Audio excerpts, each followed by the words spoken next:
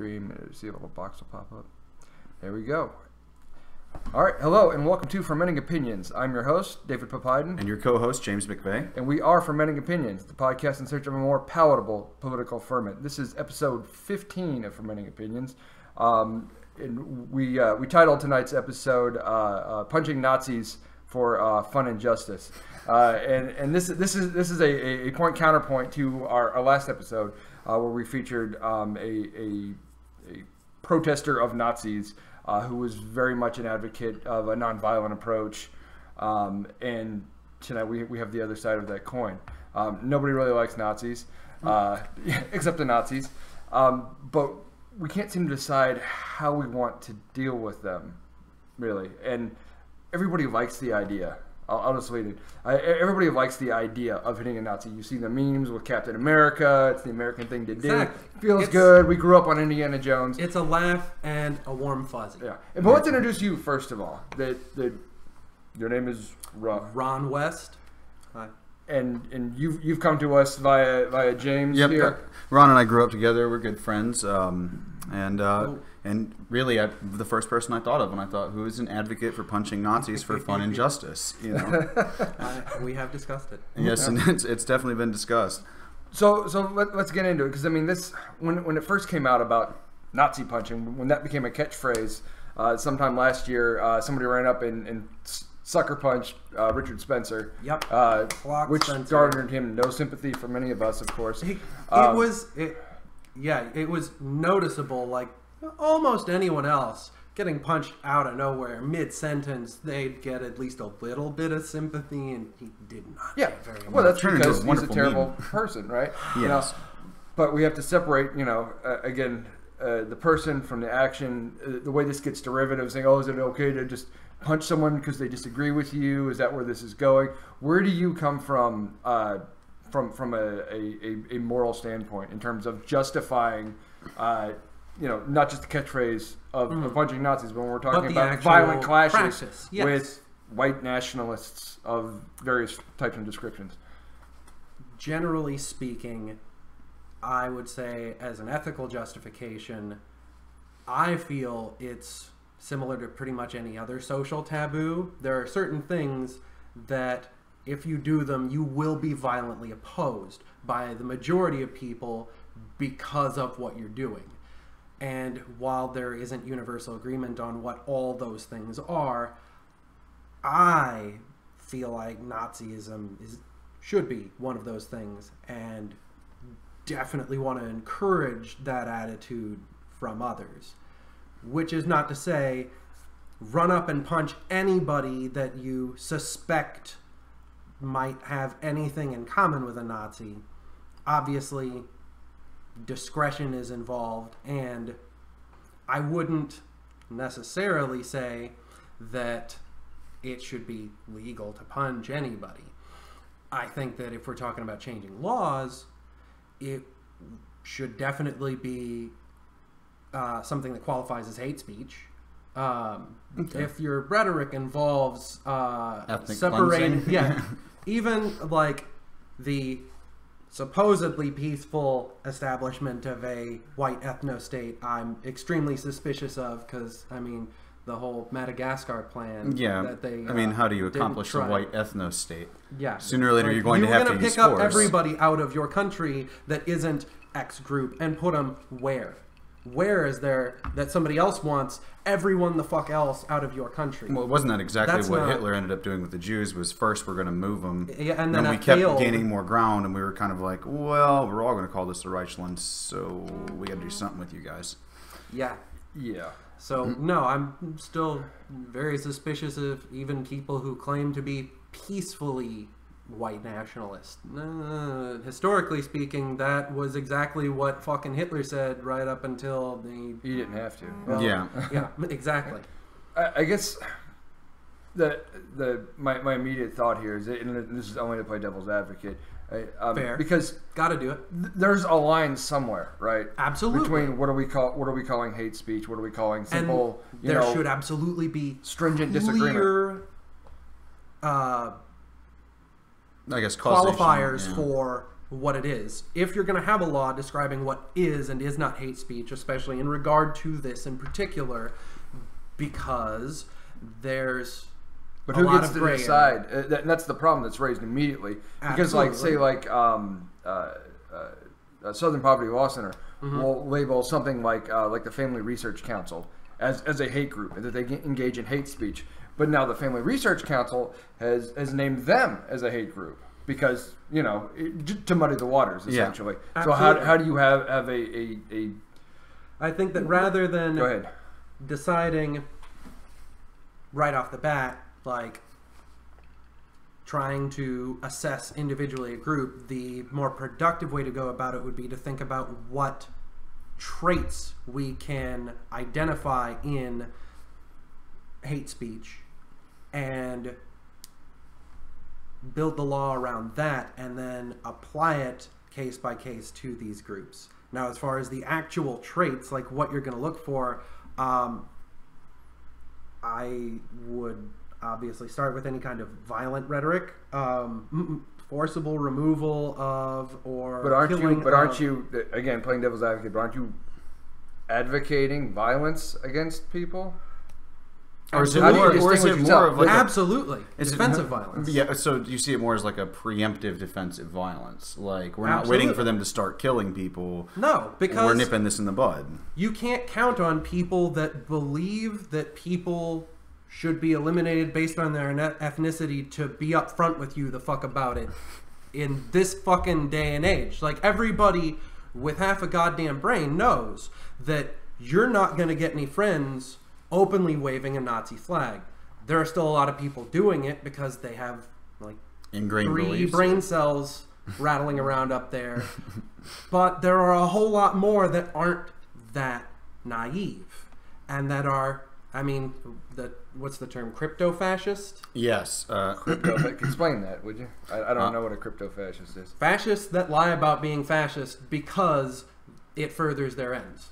Yeah, that's actually a serious issue. This is something actually a lot of law enforcement friends and I talk about is the real danger here isn't the alt-right internet trolls who go to these things and have neck beards and live in their mom's basements and whatnot. Pepe t-shirts? Yeah, that's not the problem. The real danger is that there are actual militant groups of white power groups that meet underground that are usually ex-military or ex-law enforcement. Current military and current law enforcement too. Yes. They have to a very significant degree infiltrated our law enforcement at a national level. But they are, the issue is though, these groups meet and they take things seriously, and this becomes a problem in that you don't know who they are and they're all really well trained.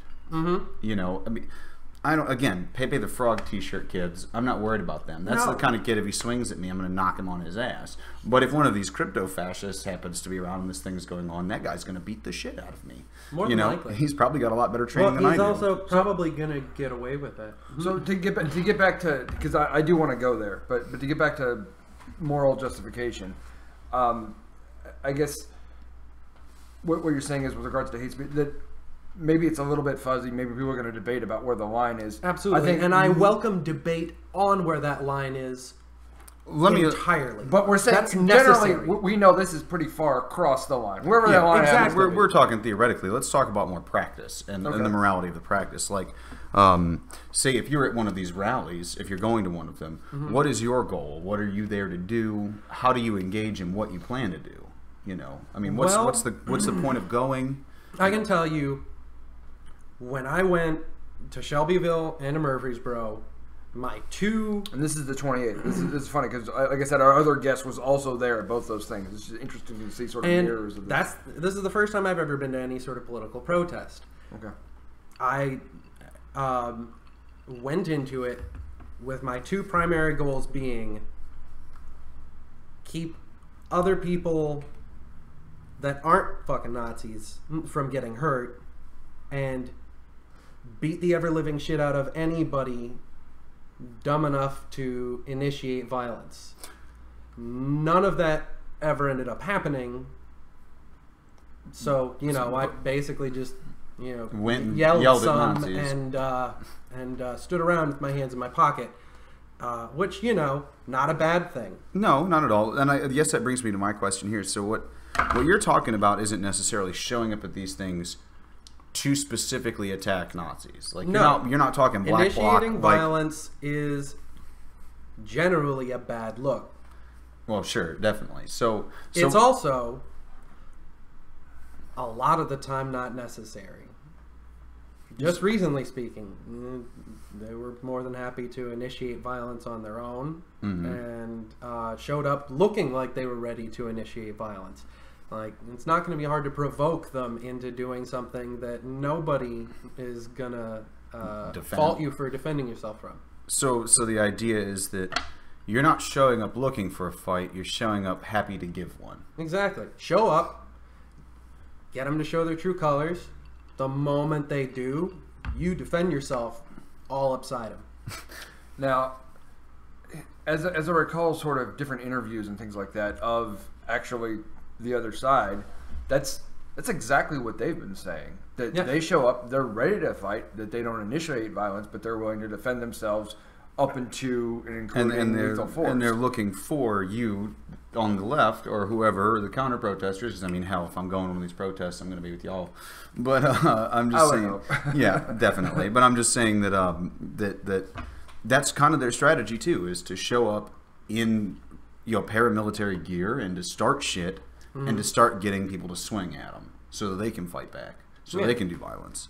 So really, it sounds like what we're talking about is basically a stalemate of two people waiting for someone to swing first. Yeah, but pretty much whichever one caves first. But somebody's going to cave first. And the problem there, too, is in the confusion of a large event, it can be really easy to miss who actually throws the first punch. True. All of a sudden, there's chaos. Y'all look left, y'all look right, boom, everything's gone to shit. And each side's going to blame the other. Yeah. At which point, I'm pretty much still just there to crack heads. Yeah, like, I understand. You may or may not. Maybe somebody on our side started it. I don't know. But who cares? I know why you're here. I know what you're about. And I'm willing to violently oppose that. I feel like that's justification for punching somebody. I mean, it's not limited to Nazis. There's a whole bunch of things. Yeah, I'm saying on a general legal end, yes. If someone swings at you, you have the right to swing back. You know, and now there's a whole lot that goes into that, guys. I'm not advocating violence on that end, but I'm saying that you do have a right of self-defense with equal force. Also, do not take legal advice from a podcast. Yeah, no, seriously, none of this is ever legal advice. And no one has formed an attorney-client relationship. There's nothing. Thank you for the disclaimer. Yes, Okay. But seriously, yeah, I mean, I see what you're saying there. So the idea, I guess, and I want to flesh out what your moral end of this is. I guess your moral end of it is to say, I'm here to piss off Nazis, and I hope they swing on me because I really want to dig into some skulls. Well, yeah. I mean, the end goal for me is discouraging them any which way. If that involves just yelling at them, okay, nobody got hurt today. If that involves, snatching a fucking wooden plank out of some Pepe kid's hands and beating him with it, then... Which it sounds fun. I mean, it sounds gratifying in a very intuitive level. It sounds therapeutic. Yeah, right? This is cathartic as hell. This is counterpoint I made.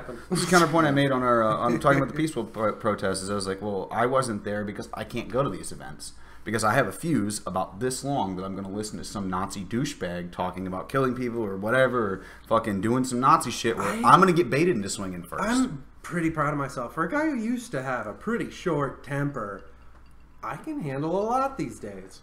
Yeah, it's getting old and just getting scarred in the heart, I suppose. Yeah, like, whatever, I've heard worse. Yeah, right. Go ahead. So, I guess the next question is, you had said that, that you're there to discourage them in any way possible. Absolutely. It seems like fighting them does not, Charlottesville, having physical fights with these people, or even just shouting at them really doesn't do much to discourage them. In fact, it seems like that they were largely emboldened by the events of Charlottesville. I don't know. I mean, my only personal experience with it was Shelbyville, Murfreesboro, where they had much lower attendance than they were expecting, and their expectations were already far lower than similar events in other areas. And yeah, there wasn't even 100 people at Shelbyville, if that. And I mean, by the time I even got past security at Murfreesboro, they had already declared it over. Like, there were 2 or 3 people lingering. Like, this one guy I didn't recognize who was all dressed up in his suit, walking through the crowd, counter protesters trying to bait somebody in to hit him or something. Everybody just, shouted at him. Nobody. Like, we're not that stupid. You lost. All your people left. They went home. You have no support. You have nothing. Shut up. Also, what is wrong with you at this point? I think this is something we discussed possibly in the last podcast, or we might have just had this discussion on our own. But this is kind of a numbers game. Like, when you come with 100 people to Shelbyville or Murfreesboro, and there are several thousand counter-protesters, you're not going to start shit because you just don't have the numbers. No, well, and that's the thing, too. There were people coming from a long ways off. I saw New York plates. I saw, I think, Arizona plates. There were a couple other states represented and all over the place in Tennessee. There were a lot of people ready to make sure they were outnumbered, and they plain old did not have the support. Yeah, which, I mean, how are frankly, is encouraging to me. What were there, like 30-something people in Murfreesboro that made it from Shelbyville? Like, 30-something people versus 2,000. Yeah, I think. Well, was it? Yeah, I think that the numbers were run between 800 and 1,000. Oh, 1,000. For Murfreesboro, and I think it was like 200 to 400 plus. For the in the favor of counter protesters in Shelbyville, there were like maybe like 2 to 1. But yeah, when you don't have the numbers, I mean, you're not more than 3 to 1, and you're surrounded. I have no idea for Murfreesboro because I never saw. Like there was like in Shelbyville, it was convenient. Like 30 dudes showed up in Murfreesboro, and then there was about 1,000. Yeah, they petered out when they realized that they were late for lunch or something. But yeah, exactly. Yeah, and then they went up to Brentwood and harassed that couple at the burger joint. Yeah. See, now that's where the ass whooping comes in. Exactly. When you start putting hands on somebody, like, well, we have a problem. That's defensive. And third person or other people. It's like they didn't, and again, they weren't willing or able to start anything at either of the protests. But they went somewhere the fuck else. They went to a bar. Yeah. Right. I guess, but to come back to, I guess the bigger question at hand is, let's say somebody starts something and you're in a position where you even acting defensively, that it's perhaps more legally defensible than not, and you are having a physical fight with Nazis. Does that stop them from doing it again? Does that stop them in that moment? Because it doesn't seem like when they do engage physically that they're losing very often. That it's oftentimes the kind of people, especially, and I'm not saying this is you, these black bloc types, that they come out and they've got their little, the black gear on, and maybe they've got some body armor and they've got a stick or something like that, and they go out and fight and they lose like every time. As far as the masked Antifa type, because what we were just talking about a few minutes ago is that a lot of these guys, the more dangerous version, not the Pepe the Frog douchebags, but the really dangerous ones, are these guys who are ex-military. They're part of like paramilitary organizations. Exactly. These crypto-fascist types that lead normal lives. These guys are people, like, all right, like they're in their 30s or 40s. They're veterans. They're tough. They know what they're doing. Absolutely. And you have some angry, skinny college kid come swing at him with a stick. You're asking to watch this kid get turned into a pretzel. Absolutely. And that kid's probably going to get turned into a pretzel. Right. If you show up to one of these events without preparing yourself in any way, then you're kind of signing up to get turned into a pretzel. Like that's a possibility. And pretzelhood is I certainly don't want anybody to think otherwise. Like, you're putting yourself at risk. Yeah. That's part of it. Maybe it'd be good if you should be prepared for that.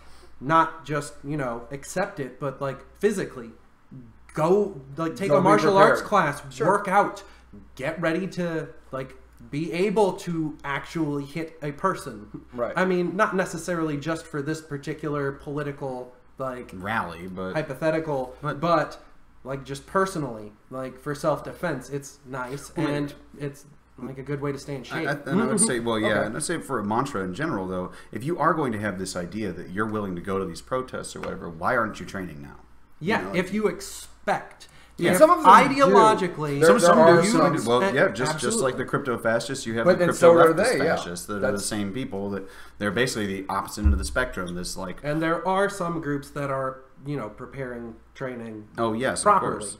So, but what I'm saying though, it's really important that I lay this out, that currently, when these kinds of forces engage each other, it's extremely asymmetrical, right? That you have basically the big, skinhead Nazi types, and you have these people who've maybe been training for a few weeks or maybe a couple of months. Like they watch some videos of some guy with a katana.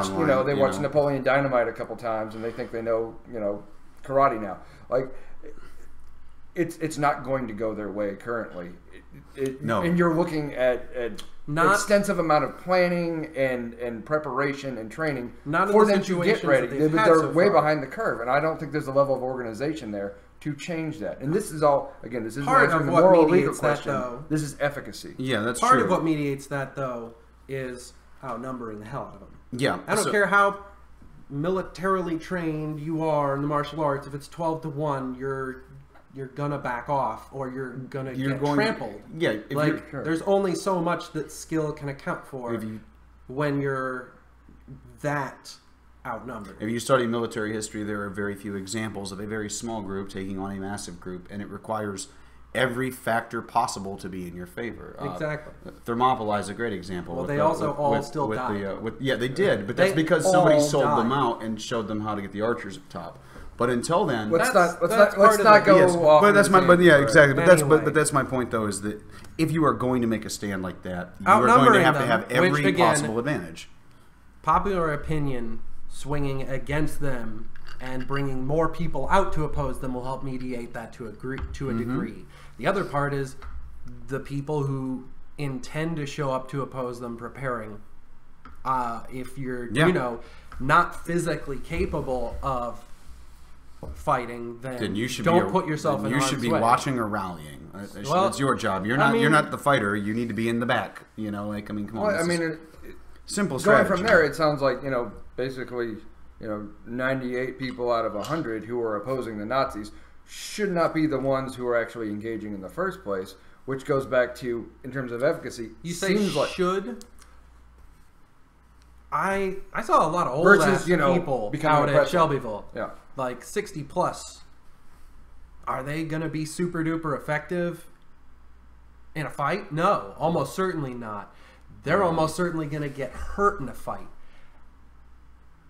And that's going to look terrible for them. Like, a 60-year-old couple married for 30 years, severely injured by white nationalist protesters. If they're prepared, if they show up there knowing full well that they're putting themselves at risk of bodily harm, and that works out in our favor in any way, kudos for them. I'm proud of them for doing it. I mean, anybody who shows up to a protest with these kinds of... With armed Nazis. Yeah, they're almost always armed, yes. Even in the Shelbyville one, they let them keep their little stupid riot shields. Those things are very effective weapons, and they're a great defensive weapon. I mean, shields, and I've made that argument over and over again. Which, I can't help but note that was a little stupid. Like, we couldn't have lighters, so the people who are smoking in the counter-protester side had to, light one cigarette off the next in between the group, because we couldn't have lighters. But they're allowed to keep their riot shields, and we also saw them with their lighters. Yeah, but I was going to say is that a little suspicious. Like, Shelbyville police, why are we seeing favorable treatment towards literal Nazis? New. I hadn't heard that before. You could see them over in the other crowd lighting their cigarettes. Like, we don't have lighters. Why they got lighters? Are they less of a threat? It has always been a favorite tactic of the left to use Molotov cocktails. So. Excuse me, Shelbyville PD, is there something that makes you more comfortable around Nazis than anti-Nazis? What would that be? Yeah. Little iffy. Little fucking sketchy. That's a good point there. And frankly, it's not the first time you've seen police favorably treating Nazi or white nationalist also, protesters. I mean, that's a little bit of a that seems speculative, but claim, yeah. But I mean, I'm not saying it happens everywhere, but we were just talking about crypto-fascist infiltration of law enforcement, and it is a problem. I mean, it's been investigated by federal bureaus. That's true. So I mean, that is actually true. But the FBI and the CIA at this point have both looked into it. Yeah. Because it's a genuine threat to national security. CIA couldn't do it. NSA would. NSA? National, I can't remember. that's national security. CIA doesn't. I blame the theoretically, CIA doesn't have any territory on the United States. Their job is State Department elsewhere. Gotcha. It's not to be involved in. You know, I mean, we have headquarters and shit here, but they're not allowed to run operations in the United States. Do I believe that they never try? No. You'd be a fool. Okay, so I guess we've hit on a little bit whether or not, you know, this kind of force would work in the first place versus, you know, the nonviolent approach, which seems has been playing out just as well or better. And you're not even saying you see Nazis run in and start hitting. That's what I was about to say. It's a little bit. It's not necessarily. It seems like they're both on the same side. It's just one side is saying, under no circumstances should we engage. The other side is saying, oh, by all means engage. Yeah, no, you do whatever you can to get them to drop their pretenses of peacefulness and then break them on it. Gotcha. But again, that is essentially, I mean, you're in an arms race with them because they're doing the exact same thing to you. And generally speaking, they're better armed, they're bigger, you know, better trained. You know, so yes, anecdotally here and there, or maybe just with regards to you, absolutely, well, you do better because you know you're maybe more physically prepared than the guy standing next to you. Slightly, but not significantly, to be honest. I mean, I'm just a big dude. Yeah, I'm big and I'm not in bad shape, but I'm by no means like a martial arts expert. Right, and I wasn't saying that necessarily, but you feel a little bit more confident in yourself. And for me, slightly, I think of, you know, what I would do versus what I could advocate is good for a population to do. You know, say I can do this and that, or I can go run, or I can do whatever. And I can't necessarily say, well, because I can do it, therefore everybody should be doing it. No, you know, that doesn't really play out very well in reality. Sure. So that's going to remain a concern for me. So, absolutely. As somebody who maybe I'm looking for a reason, you know, just like you, be great to punch a Nazi. We all want to do it. Throw me a legally justifiable excuse and watch me punch the shit out of it. Right. You know, as an act of self-defense. Yeah. Well, of course, legally justifiable. You know, let me get a Nazi doing something dumb on me. Well, and I mean, in certain cases, go ahead. Like, again, the famous clip, Spencer getting clocked. Yeah. That worked really well. That worked out really well as like an exposure thing. Yeah, he got punched, but also his views, his words were popularized more as a result. Like, oh, well, why does he get punched? Well, here you go. All of a sudden, people see this clip and they're paying attention. It didn't work out that great for him. I mean, actually, it really, it didn't, because he was at the Libertarian Party, like national organization, trying to drum up, you know. But would that have worked otherwise? As a white nationalist? No, it probably would not have. No, I mean, he got shouted down. I'm gonna avoid. There was a professor who almost beat the shit out of Richard Spencer there. Who was like on video, like, I will fucking kick your ass. It's not necessarily that I'm saying it was because he got punched that it didn't work out well. Yeah, what he was trying to accomplish was probably going to blow up in his face anyway, but it didn't work out badly for anyone else as a result. The counter-protesters. Yeah, the counter-protesters never really caught anything. It didn't work. It worked out pretty well for him too, though, because he gets to say, "Here I was, law-abiding citizen. I'm not breaking any laws. Absolutely, they can't stand my freedom of speech." And that's where, you know, you've seen this project out. It's just like Milo and Coulter, any of these fools. Absolutely, but how much sympathy did he actually get out of that on a national level? I see what he's saying. Yeah, well, from his base, but his base are, generally speaking, the people I'm talking about punching. And there are also the people who also sell the idea of, this isn't that bad.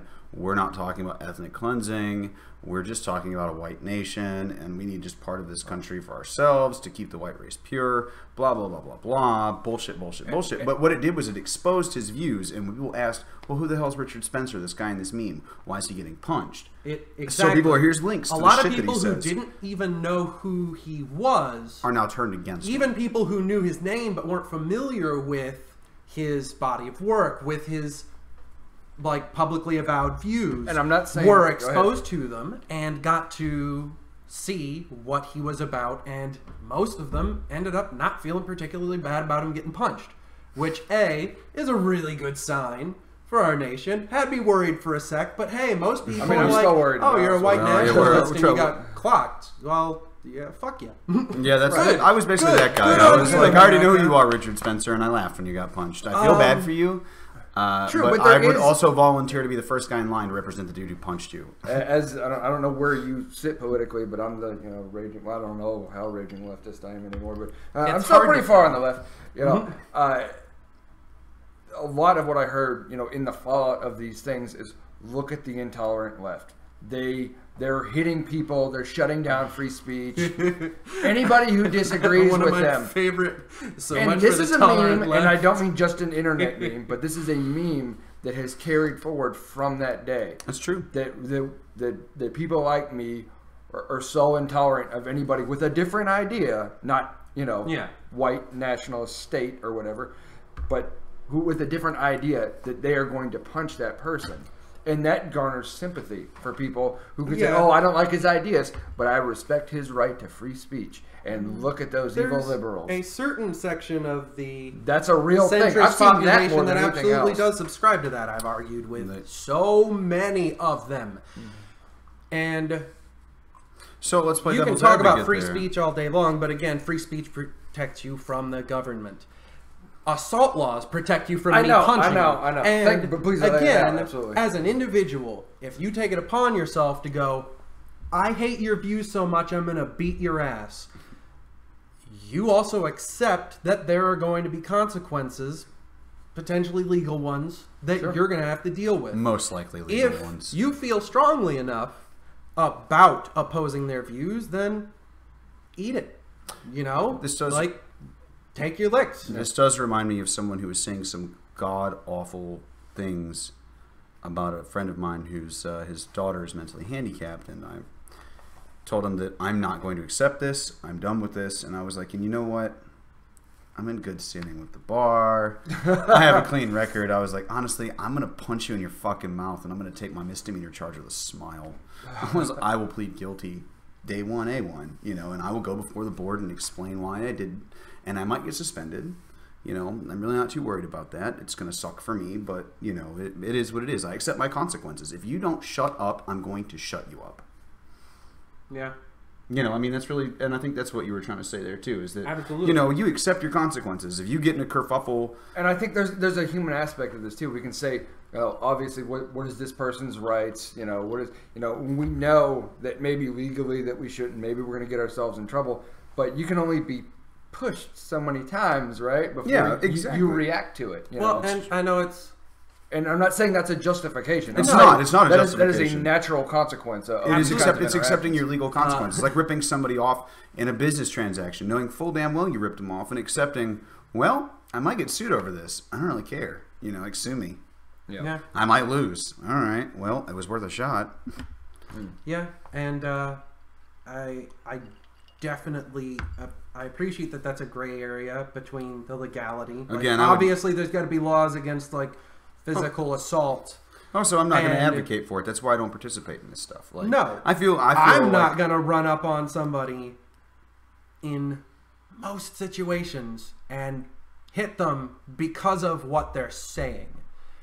So what happened? I know you haven't done this. I know there's present a feasibly hypothetical. something that someone could say. There is a scrap has started, right? Say somebody swings at you. Oh, so yeah, you hit back, legally justifiable, morally justifiable. So then you put that person down. Then what happens when you want to turn to the next person in the fight? Is there any difference to you at that point, or is it just game on at that point? No, I'm not. If I don't see somebody engaging in violence, I'm not going to engage them. If I see somebody, again, Pepe T-shirt, if he's running, I'm not going to chase him down. Yeah, he clearly doesn't want to be involved in this. Now, if I see somebody advancing on someone else with a shield and a stick, yeah, I'm going to tackle that dude as hard as I can and take his stuff and beat him with it and hopefully make it home with it to put it up on my mantle. Okay. Oh my God, that'd be beautiful. So, yeah. And I guess, and I only have to raise it as a concern because maybe you can do that. And it's my fear, I'll just say it that way, it's my fear that other people will think that they can do that, and it's like Finding Nemo. You think you can do these things and you really can't. Yeah. Maybe and they go out and they get turned into a pretzel. Just like with the legal consequences. You have to be ready to accept that there may be consequences to you showing up to this. If it turns out you might be physically prepared, you feel good about it, and you just happen to run into some dude who is like a super duper racist Green Beret who still turns you into a pretzel. That's a thing. You know? That happens. That you know would what? happen, yeah. You may not have won, but you probably tired him out a little, and maybe the next guy will. But drag him down. But see, Maybe you on a won't. larger scale, Maybe that guy will beat the ever living shit out of 25 people single-handedly at that one protest. Whatever. He looks like an asshole. I've been watching The Punisher He is an lately. asshole. That's totally possible. don't tell me I haven't started watching it. Yeah, but everybody wants to be the Punisher. That's the thing. Well, right? sure, but, yeah. But who's the Punisher really? Frank Castle. Yeah. Frank Castle's the Punisher. Who's a ficticious character? You are not. You are not the Punisher. Just because you're going to lose the fight doesn't necessarily mean you shouldn't fight it. I mean, yeah, I'm about as good a shape as I could ever expect to be in. I'm only going downhill from here. Staring down 30. If I were 50, to be young again. I know, if right? I were 50, I'd still be there. If I were 70, I would drag my ass there in a walker. I'm gonna show up. I'm gonna make some Nazi kill my 70-year-old ass. So you'll martyr yourself, in other words, essentially. I'm that spiteful. Absolutely. Okay. It consumes my soul at times. I'm a big fan of the motto, own your shit. Own your shit. There's so many things I would totally be willing to die over. So let's, in that context, let's talk about people who have died over this. Let's talk about Charlottesville. And there have, absolutely. Yeah. What we had was the violent clashes. We actually had another friend of yours. Yes, Bradley. Bradley. Who was there. He saw the Challenger come roaring down the street past him. Yeah. And piling into these people. Actually, he was there at the point of impact, like 10 feet away from it. Gotcha. He was literally right really? there. Yeah, it was. Go back and listen to our episode. It was not the most fantastic sound quality because we had some issues with the connection on the Skype. But it was a really, really good content of basically this firsthand account of what happened there. Jeez. And it's terrifying. You know, he could have killed a lot more than just one person. He drove in through a crowd of people in a car. It was dumb luck that more people weren't hurt more seriously or killed. Or killed, yeah. Absolutely. Pure luck. And so this comes back to escalation. If you show up ready to fight, they start carrying weapons, right? Then you start carrying weapons. Some of these folks already have a bunch of... We're already at that stage, right? We're already at a stage where people are carrying a bunch of guns and they're waiting for an excuse. Just like you're waiting for an excuse for someone to let you knock them upside the head, they're waiting for an excuse to someone present themselves as a mortal threat so that they can shoot that person. Oh, absolutely. You know, how long before this gets there if we continue on this trajectory? To be honest, I don't think it's going to happen now because given current prevailing attitude, it would take a whole hell of a lot to justify opening fire at one of those protests. But somebody always tips it off, though, right? True. Not necessarily always. Well, somebody in a Challenger decided to just run him over. If you're punching somebody, it's because somebody gave you warrant. According to you, somebody gave you warrant to do so, right? They started a fight. If they're shooting somebody, or if you're shooting somebody, or if I'm shooting somebody, it's because they gave me a reason, which means somebody decided to pull that trigger first, essentially. A perceived reason. And or a perceived reason. Absolutely. Somebody will do it eventually. Yes. If you start having both sides bringing guns, somebody is going to shoot eventually. Someone's going to be both sides show up with guns, absolutely. You'd be a fool to believe that in Tennessee that either one of these protests, both sides didn't have guns.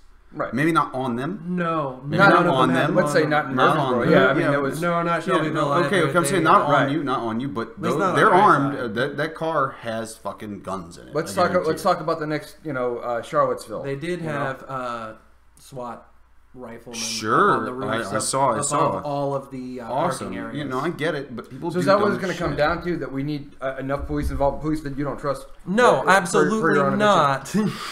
I was going to say, what happens when the police decide they're going to choose targets and they start choosing counter-protesters? To make sure that this doesn't escalate to gun violence between the opposing sides.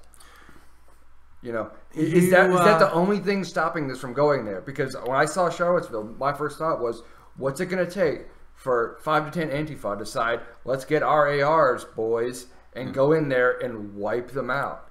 Well, generally speaking, it seems like Antifa tactics don't traditionally involve firearms. Like Molotovs occasionally. Yeah, they like fire. And they also like to throw shit and piss at people, which is just weird to me. But they like I mean, I no, get it. Like, I get what they're going for. Is it this, not my style, but I get it. Are we only saved from escalation at that point by the left's aversion to firearms, essentially? Is that... Basically, yes. Sorry, boys, but you're destined to die. Not even right the left so much, theirs. because that's frankly, what I'm saying. Yeah. In the wake of these, I've seen a whole lot more activity in local leftist militia type groups. Yeah, and that is not prominent, but on the rise. But I don't necessarily know if any of them are planning on showing up to regular scheduled protests with firearms, and I know that the vast majority of these counter-protesters are, generally speaking, liberals who are not going to be showing up with guns and are not going to be welcoming of other people that show up with guns, which will only further encourage any, further left protesters showing up not to bring firearms. If it comes to gunfire, in those circumstances, it will almost certainly be because somebody on the right decided that that's already happened. They were going to pull a trigger. It's happened several times. Yeah, that actually happened in Charlottesville. One guy, he ended up going to... there was one in... he got caught, he ended up going to jail. Well, I guess what was the other one? There was another one where they shot at... but he shot at one of the counter-protesters. Exactly. They've already escalated it to that point, and on the left-hand side, you're still not seeing them meeting that with gunfire. They're not willing, generally speaking, to escalate it beyond physical, non-lethal confrontation, which is a major selling point, and I think part of the reason why the prevailing public attitude is still against the white nationalists rather than Antifa. A lot of people will, still publicly criticize them, and sure, priorities, like you seem really worried about somebody maybe hypothetically punching the wrong person. Are you that worried about them actually explicitly planning to remove all non-white people from anywhere? Like, does that not bother you? That's kind of iffy. I'm suspicious of you now. Yeah, I mean, that's kind of the point I made the last time too, is that no matter how much you say you're for the peaceful white nation or whatever, sooner or later there's going to be someone who's going to refuse to leave. And what do you do in that situation? You're going to forcefully remove them, which means you're using force. Yeah, I mean, aside from the fact that I'm fundamentally against the idea of any ethnically pure nation because it makes no sense. Genetically speaking, it makes no sense. It's not helping anything. Like, the whole concept is based in pseudoscience. It's intellectually bankrupt. Sure. It is, yeah. No, exactly. The more mixing of the races you have, the more... the whole idea is completely out. To me, that's not but even I the also point. don't believe for a minute that they will maintain a peaceful procedure of carrying this out. Exactly. Not for a moment. It's not possible. What happens when somebody says, I'm not moving? This is my home. I live here now. You can't make me leave. Yeah. They're going to have to forcibly move them. I mean, you have to forcibly move them. Right, okay. Again, this I'm not. This isn't a chance to air white nationalist ideology and their bullshit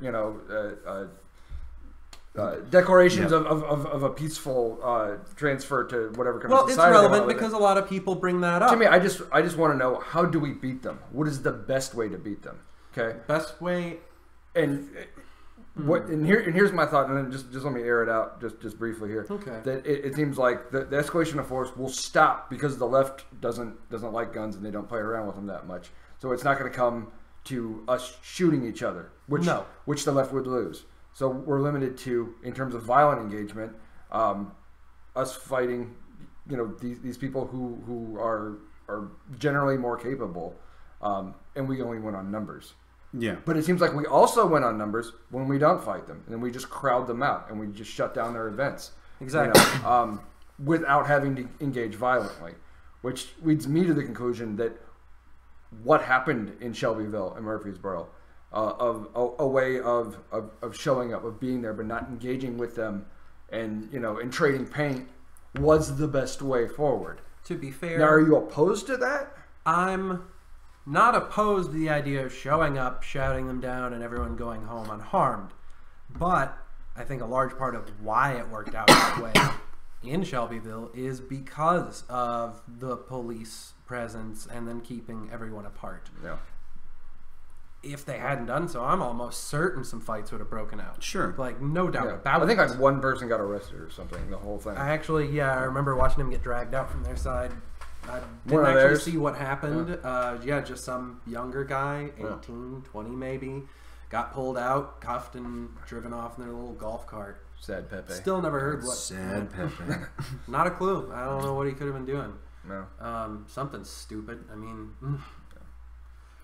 but you know, and I'm you know, I would never advocate for anyone to just take a punch and not engage, you know, in defending themselves. God, no. Yeah, no, certainly. pacifism's a luxury. But like, right. it's well, I mean, depends on the scenario. But because if you start hitting somebody, right, what happens to the people next to you who are more vulnerable?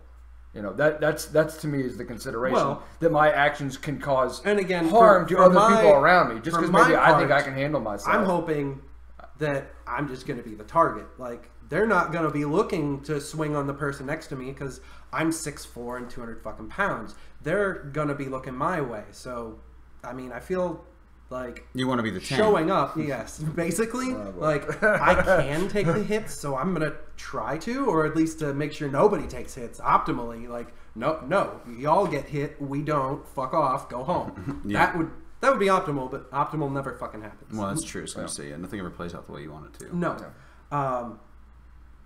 And yeah, I definitely would want to minimize the harm to anyone else around me.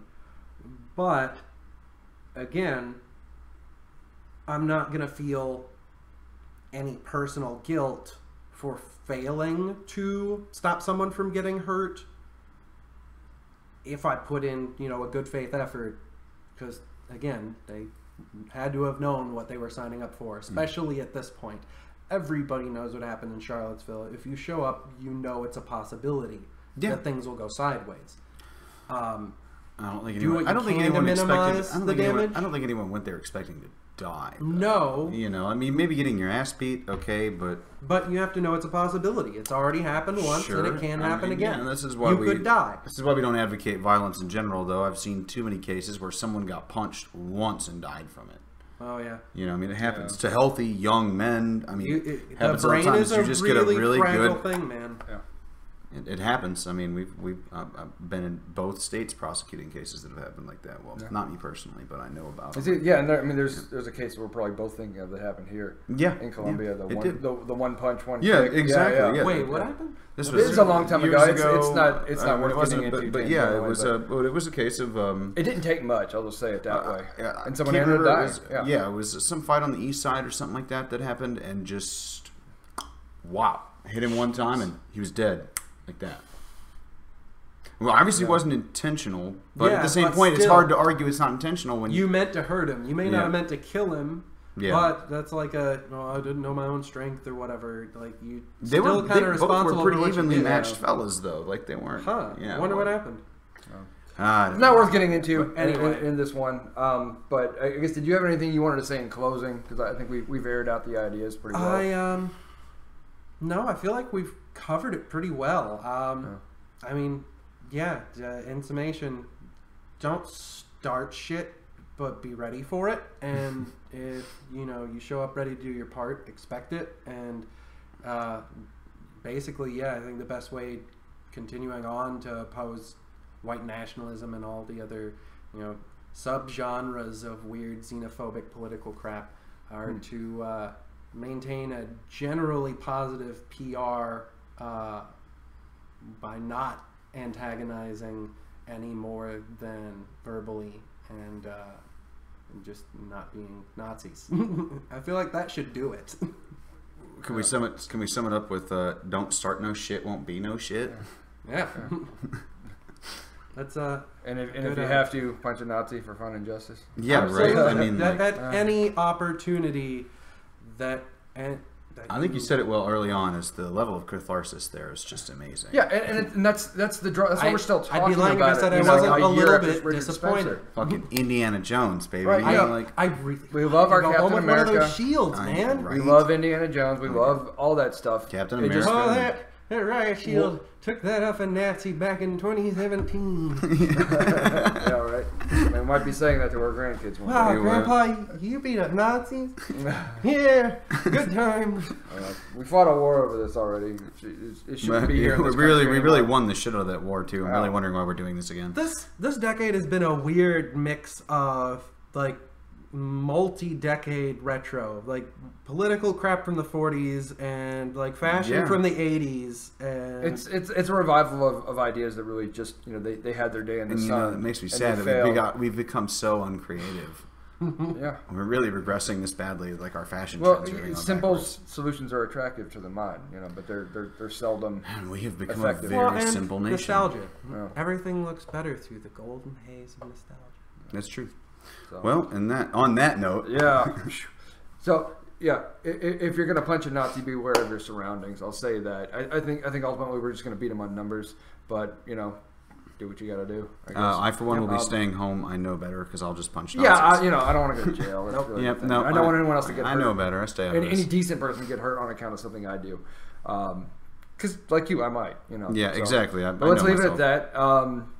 I'm David Papiden. I'm James McVeigh. Ron Wuest. Thanks for joining us. Thanks for having me. Till next time.